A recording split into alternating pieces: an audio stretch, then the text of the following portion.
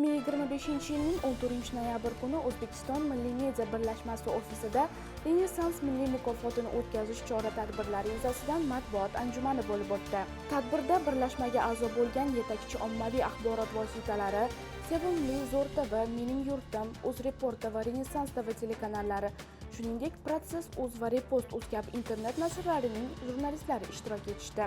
Matbuot anjumanida ishtirokchilar Renessans milliy mukofotining o'tkazilish tartibi, baholash mezonlari, tanlovning shaffoflik tamoyillari hamda dastur nizomiga oid savollar bilan O'zbekiston Milliy media birlashmasi mas'ullariga murojaat qilishdi. Xo'p, bu yilgi Renessans milliy mukofotida yana shu narsani eslatib o'tmoqchiman.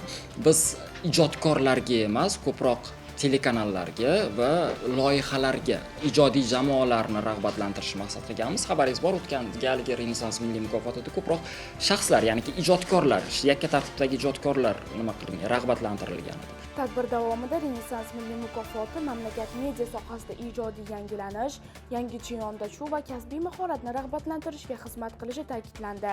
Tashkilotchilar tanlovning asosiy maqsadi milliy media makonida yuksak professional mezonlarni shakllantirish, ijodiy jamoalar va birlashmaga a'zo telekanallarni qo'llab-quvvatlash ekanini qayd etishdi.